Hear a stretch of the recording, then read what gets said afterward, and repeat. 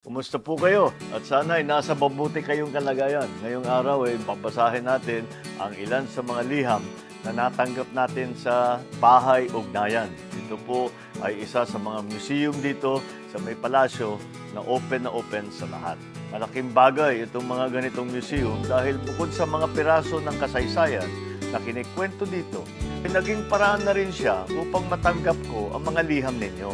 Kaya siguro simulan na natin. Teka, magsusuot muna ako ng salamin at hindi na kagaya ng dati itong aking mata. Galing kay Merkel, gusto ko palang sabihin na napakagaling at napakabuti niyo pang presidente. Naku, maraming salamat. Kahanga-hanga at ubod ng talino. Pampo naman ang talino. Minsan po kasi ay iniisip ko na hindi ako kasing talino ng iba. Huwag niyong isipin yan. Hindi totoo yan. Lahat tayo may kakayahan. Hindi kung minsan kailangan lang nating hanapin yan. At lagi kayong magkakumpiyansa sa sarili ninyo. Basta't mag-aral ka na mabuti at talagang magsumikap ka, kahit naman sino ay magiging successful. From Miguel, I think natamaan ako ni Cupid kasi I think of you araw-araw. Okay dun ha. Sorry kung corny ang pick-up line ha. Happy Valentine's. Thank you, Miguel. Magamit nga yan. Baka kumagat si First Lady dun sa mga ganyang klaseng pick-up line. I wish the earth is filled with love, care, and respect. The world must be perfect like you. Oh my God, this is from Iya. I am not perfect. I'm very, very far from perfect. But we try to be perfect. That's the important part. That may drawing pa na ginawa ni Iya para sa akin. Thank you very much. That nobody is perfect. Only God is perfect. But you always try to be perfect. And if you try hard enough, you'll come close. Oh, from Mindy. Dear Mr. President, you slay us as president. Well, thank you. I think I may have been the first president that has slayed their country so far. This is a very nice thing to say. Maraming salamat, Mindy. From Yair, dear Mr. President, how is your day? I hope you're having a great day. I am, thank you very much. If you are having a great day, can I get a shout out?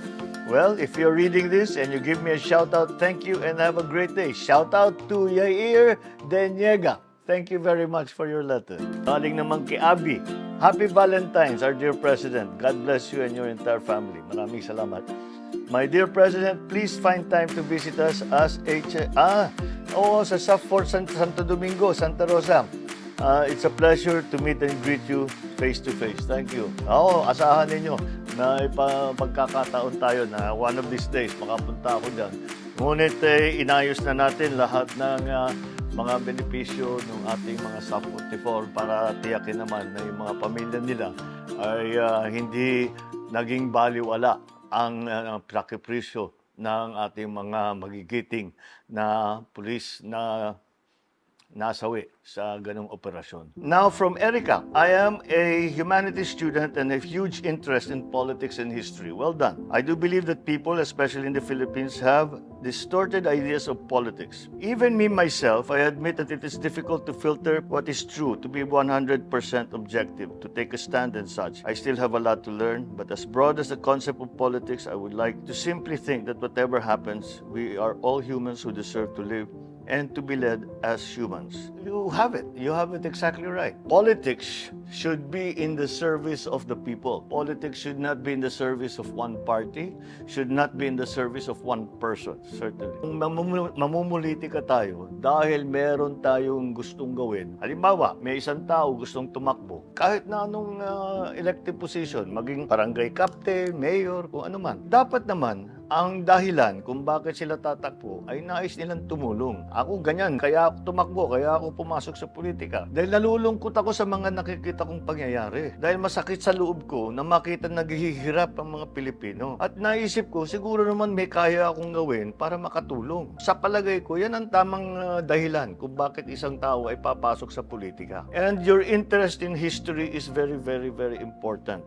Because we have much to learn from history. And the history that has been made a long, long time ago, and the history that's being made now, all of this is important. We just have to realize that politics actually is a constant. Problem is, Now, with the technology that we have, mahirap talagang makatingin kung ano yung fake news, ano yung totoo. It's really up to you. Huwag kayong magbabasa yung isa lang bagay. Basahin nyo lahat. Ang turo sa akin ng lola ko, sabi niya, magbasa ka ng kahit na ano. At ikaw nang bahala na mangilatis kung ano yung maganda at hindi, ano yung hindi tama. And that's what you have to do. That's what history can guide us with. Because we have experienced this before. Politics is essentially about the human condition. It is about an ideology that you hold dear, a principle that you will not compromise, so that you can help the people, so you can be of service to the people. Not to yourself, not to your party, not to your family, but for the people. Meron dito napakagandang drawing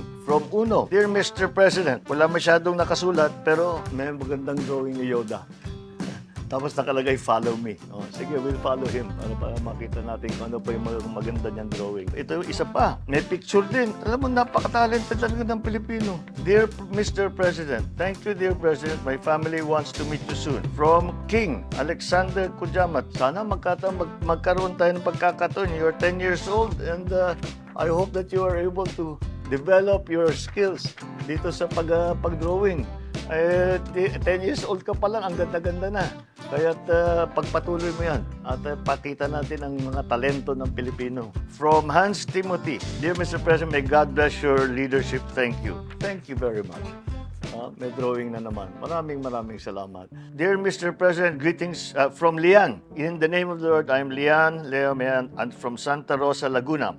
I'm writing on behalf of my son because he told me, Mommy, is it true that the meaning of BBM is because biglang mahal? So I told him it's the best time to write the president and ask him about it. I'm glad that you did. Dahil talaga naman, hindi natin maiwasan na makita talagang nagiging problema ang pagtaas ng presyo ng bigas dito sa Pilipinas. Pero kung titignan po natin, kahit na yung mga nag-e-export na mga bansa ay tumataas din ang presyo nila, halos katumbas lang ng pagtaas nandito sa Pilipinas. Sa Vietnam, where they export millions and millions of tons every year. Sa Thailand, ganun din, nag-e-export sila ng millions and millions of tons. Pinag-aral ko at tinignan ko, yung presyo ba nila doon sa kanilang bansa ay mababa? Hindi rin eh. Dahil ang naging problema ay hindi dito sa Pilipinas. Ang nangyayari dito, nagkakaroon tayo ng pataasan ng presyo ng langis. Pag tumaas ang langis, tumataas ang urea. Lahat na sa patubig, lahat yan ay kailangan ayusin. Kaya lahat po ito na mga external shocks ay tinatamaan talaga tayo. Ginagawa natin lahat upang naman ang produksyon natin ay maging sapat na hindi na tayo nag-i-import, mababawasan ang mga inputs kung tawagin para sa ating mga farmer at sana naman may stabilize man lang natin yung presyo ng bigas. Ito naman ay galing kay Mark. Please don't phase out our traditional jeepney. Ito po ay simbolo ng Pilipino. Meron pa kay Sofia. I hope you can do something about our jeepney. It is getting worse. At ito naman from Eduardo. Let's industrialize, sir, maski motorcycle lang para sa lahat ng tricycle sa bansa ang umpisa.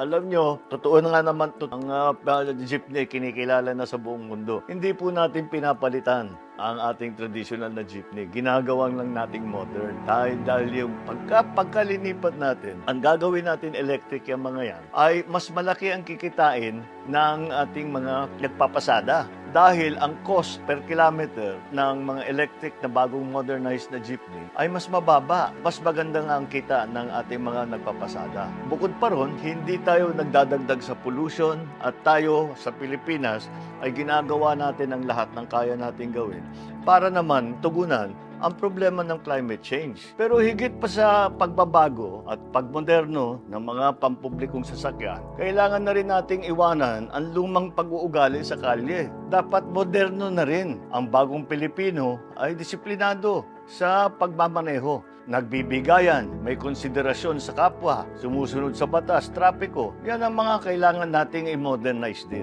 Tama na yung mga madamot sa daan, mga nagbababa ng pasahero sa gitna ng daan, mga hindi ginagalang ang bike lane, hindi pinapadaan ng mga ambulansya, pagpapark sa tabi ng daan na nagiging obstruction sa daloy ng traffic. Bagong Pilipinos na po tayo, disiplina. ang dapat pairalin. Maraming salamat po sa inyong mga liham. Susubukan kong basahin ulit lahat pagka nagkaroon ng oras ulit. Pero bago tayo magtapos, ay gusto kong bigyan ng paggalang at pag-alala ang ating mga nasawi na sundalo sa Lanao del Norte nitong lingguin na ito sa mga engkwentrong nangyari. Tayo po ay sumasaludo sa sakripisyo ng ating 6 na sundalo na nagbuwis ng buhay sa isang engkwentro upang tayo ay protektahan laban sa mga terorista. Hindi natin makakalimutan ang kanilang kadakilaan at kabayanihan. Ipagpatuloy natin ang kanilang pinaglaban at uusigin natin ang mga kalaban ng kapayapaan. Ipinapangako natin sa kanilang mga mahal sa buhay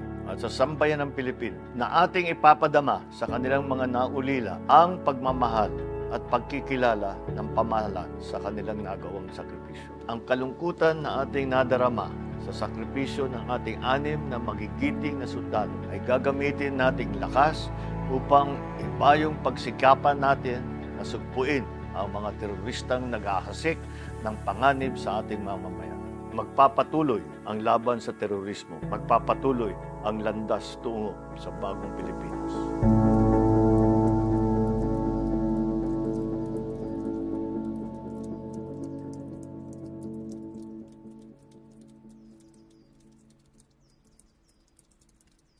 Hi guys, once again, thanks for watching our dad's vlogs If you want to see more, remember to share, Like, and subscribe.